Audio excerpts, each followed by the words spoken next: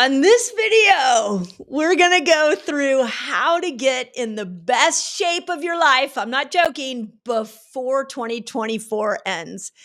And those of you who've been following me for a while, I hope you know how much I love doing these videos for you. But this one may be one of my favorites because this is a strategy I taught my patients for so many years. So let's dive in as I walk you through the different ways in which you can start getting the best shape before the year ends.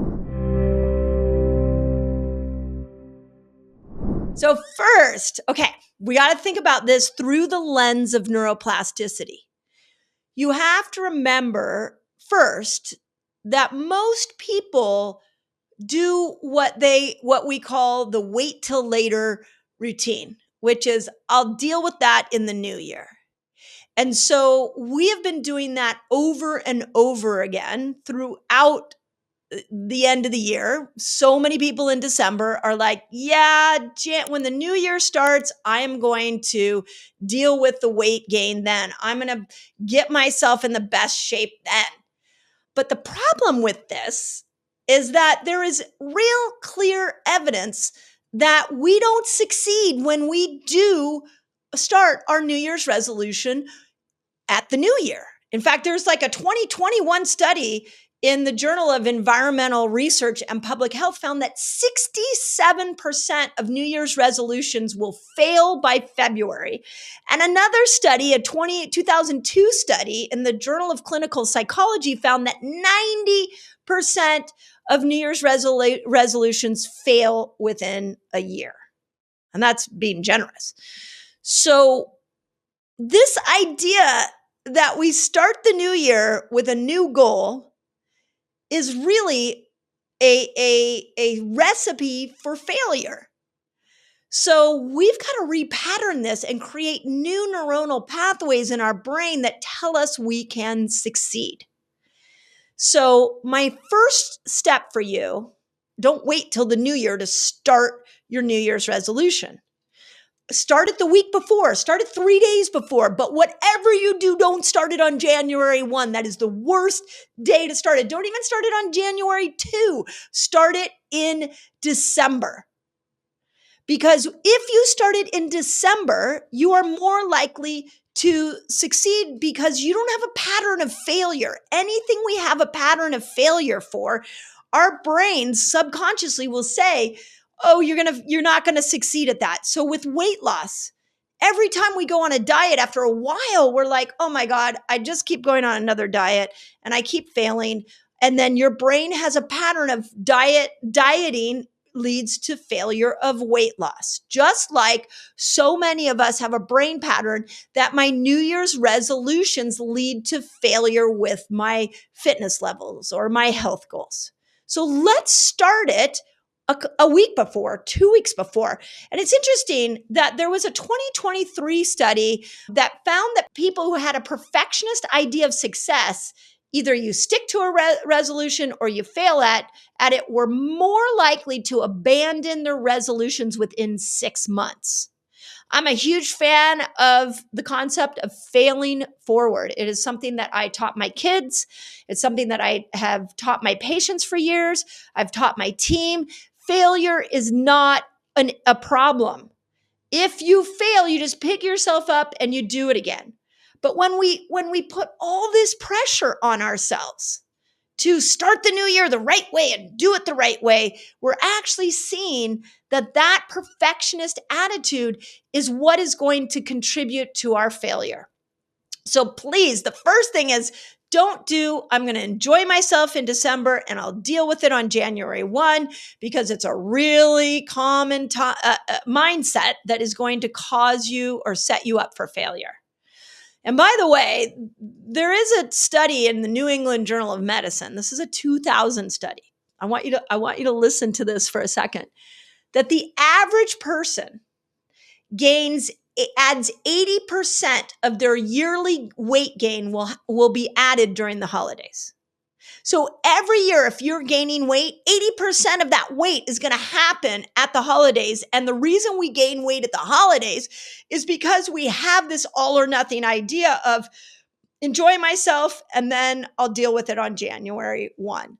So don't do that. If you want to be in the best shape of your life for the next year, for 2025, start your fitness program before the new year.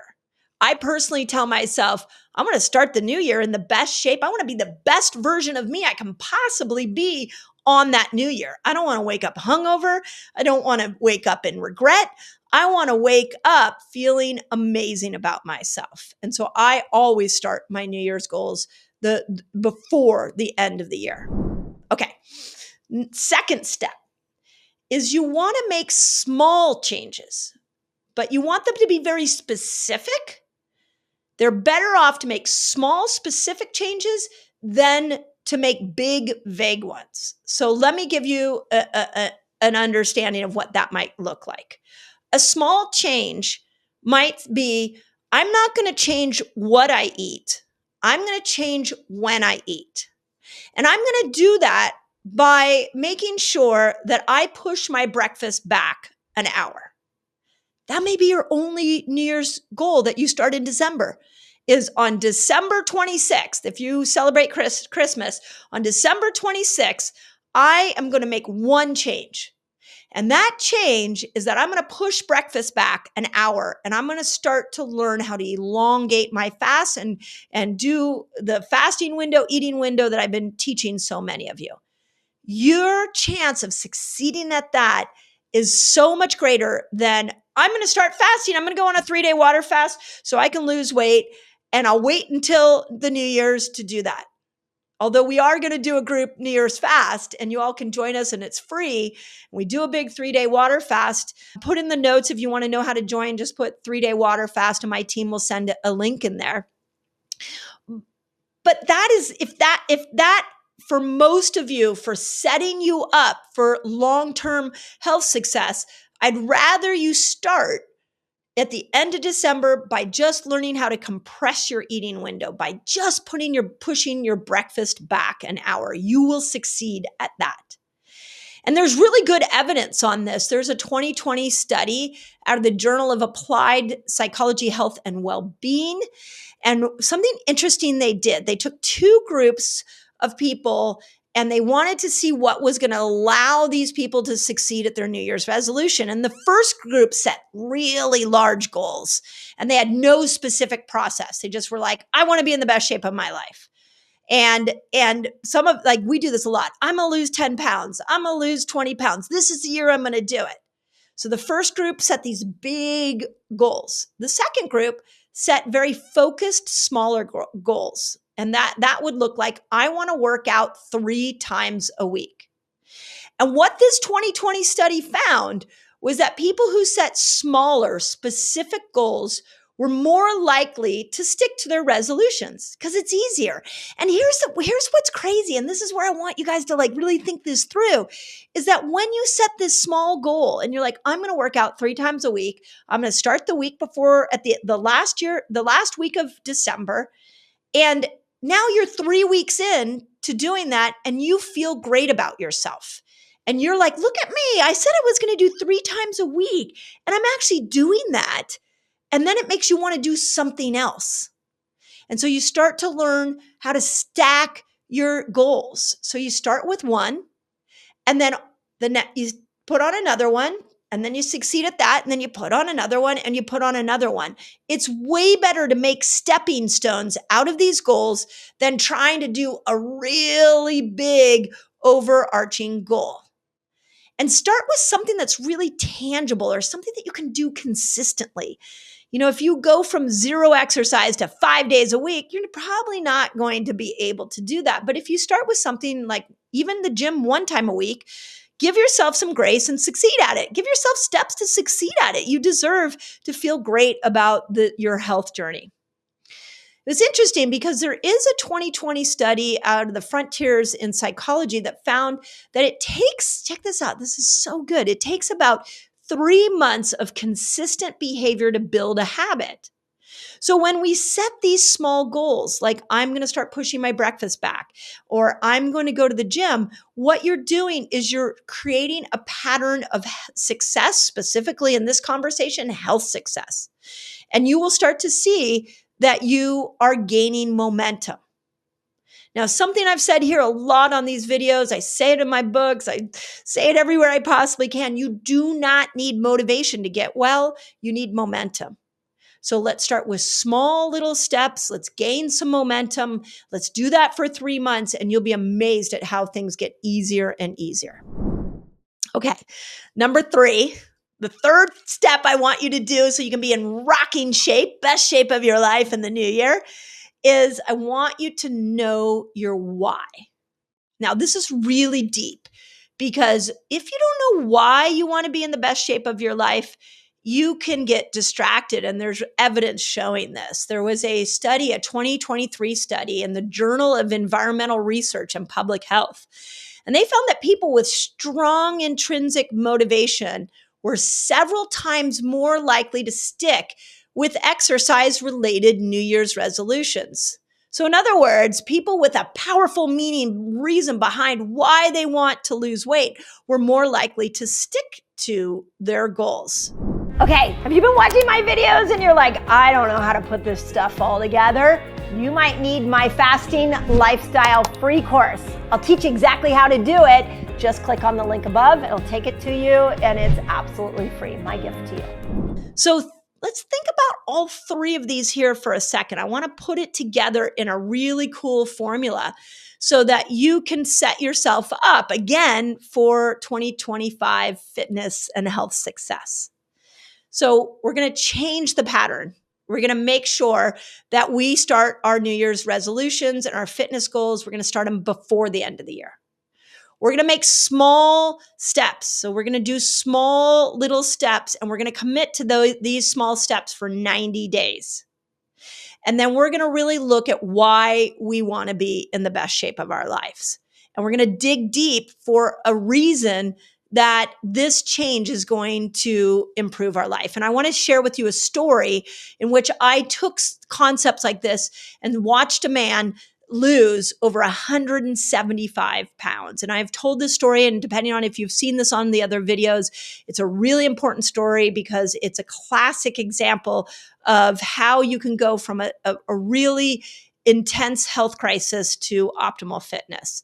And the man's name that I worked with was Todd. And Todd came to me and he was close to 300 pounds. And he came up to me at a seminar I was at and a part of a group that I was mentoring in. And he said to me, I really need your help. Now, I could look at Todd and I could see very clearly Todd wanted to lose weight. But I also have been around enough people who have tried to lose weight, and I know that it's not as easy as just giving you 1 or 2 things, that there's a formula everybody can follow, or they can find their own natural formula to lose weight. And so I told Todd, I said, tell me why you want to lose weight. So I started with his why, and this is what he told me. He said, I'm in a metabolic crisis, and I need to stay alive for my family. Okay.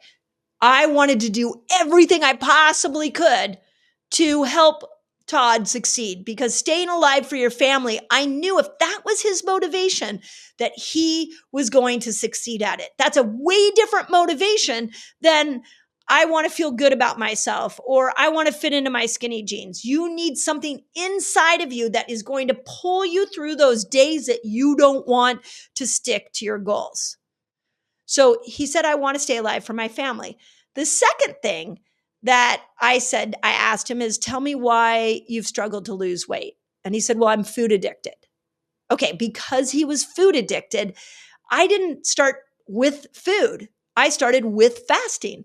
I wasn't going to go after his addiction. And I went on to ask him, like, what are you addicted to? And he said, well, I drink 12 sodas a day. Now, obviously, he should stop drinking soda. But the man just told me 2 things. He told me he was addicted and he told me he wanted to stay alive for his family. I wasn't about to say, well, stop drinking sodas. That's an easy one.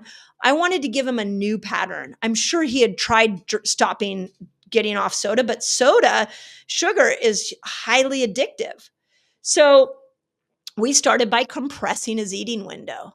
I started by having him push his breakfast back an hour. And I didn't change any of his food. So in the first month, just by having him compress his eating window and by pushing his breakfast back an hour, he lost around 10 pounds, 10 pounds. Second month, I asked him if he could just take his soda and drink it outside the house. And he's like, sure. Meanwhile, I compressed his eating window even more. So he had longer period for fasting. And now he was only allowed to drink sodas outside of his house. And he dropped about another 10 pounds that month. The third month, I wanted to stabilize his blood sugar. So I started having him up his protein while compressing his eating window. He was doing about 17 hours of fasting at that point. He was drinking sodas outside his house, which had cut down his soda consumption in half. And now I was having him add something in, which was adding in protein so we could stabilize his blood sugar.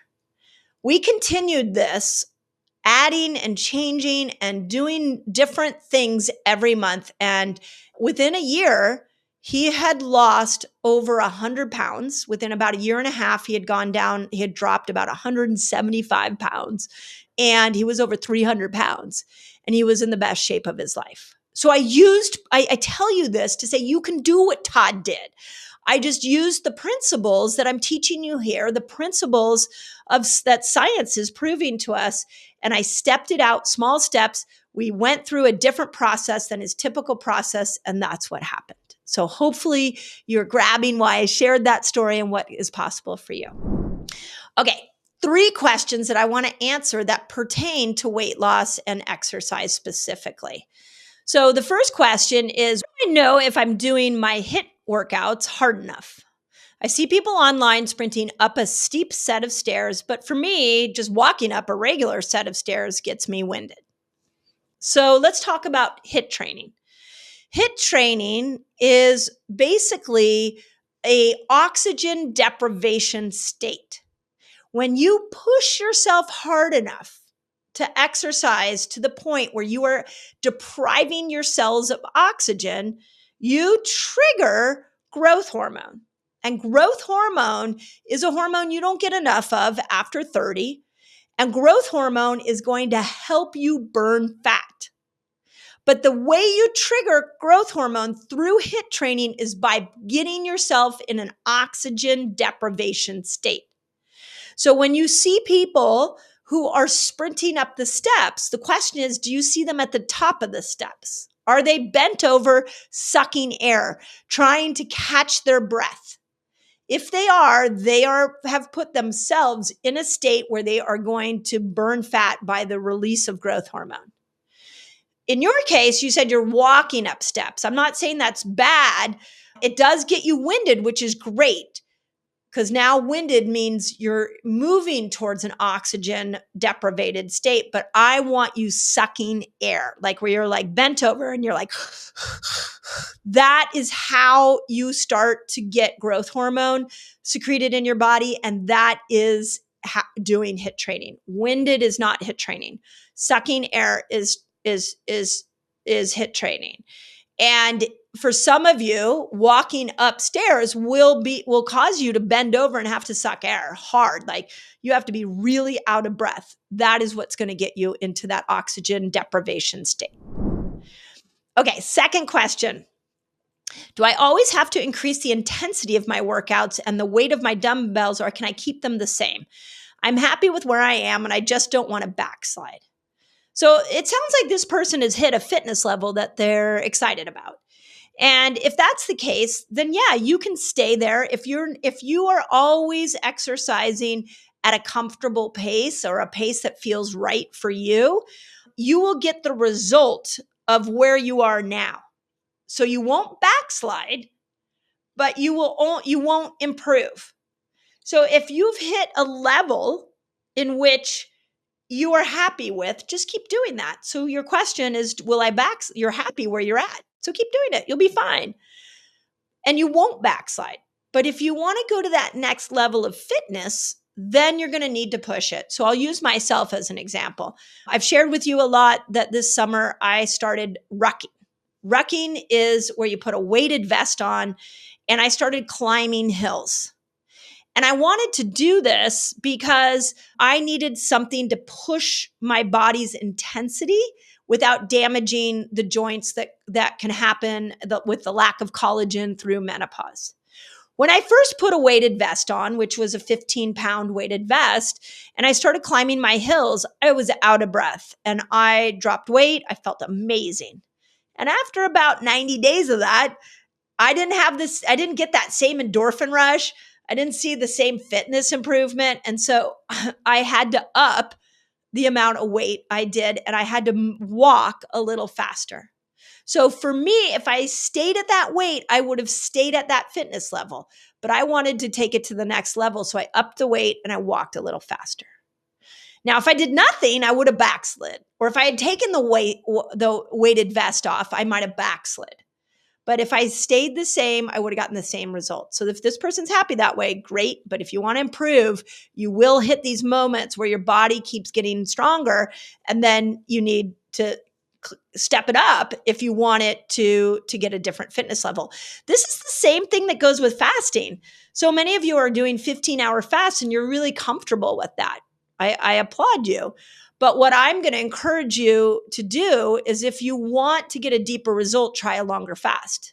Depending on when you're watching this video, we are doing a group 3-day water fast. We get over 100,000 people throughout the world. We'll do it together. I will lead you through it. It is a free service that we do in the new year. So if you want to know about the 3-day water fast, just put in the comments 3-day water fast, and my team will come in and give you a link on how you sign up for that. So those of you who have been comfortable with fasting and you need to go a little bit longer, come join me there. Okay, last question is really interesting. And this one is, the person wants to know what I recommend for apple cider vinegar for weight loss as far as a daily intake. Well, it's interesting because the studies on apple cider vinegar for blood sugar regulation are really quite impressive.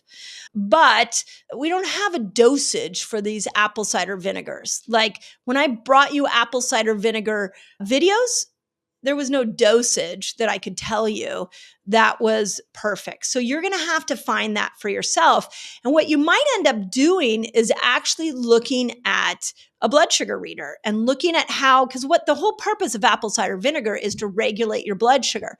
So you might look at a blood sugar reader and see, if I put a tablespoon of apple cider vinegar in some water and I drink it, how does that regulate my blood sugar? And then from there, you can decide if you need more or less. That would be how I would do it. So, okay. I hope that was helpful. Again, as always, please let me know. I really want you all to love living in your body. And I hope videos like this are helping. Please give me feedback. Tell me other things you might want to learn about. But we're coming on the new year, and I really want to make sure you succeed at your health this year.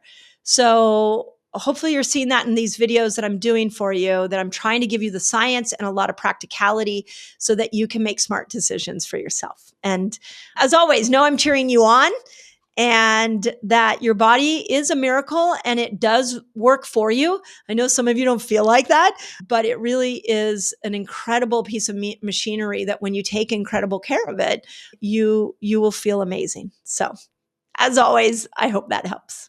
Okay, you trying to maximize your weight loss? Apple cider vinegar may be the key. Go check out this video where I show you exactly when, how, and why you want to use it for weight loss. Apple cider vinegar changes your microbiome of your gut. This good bacteria is going to help to bring your blood sugar down and make it so that you can switch over into the fat burning state.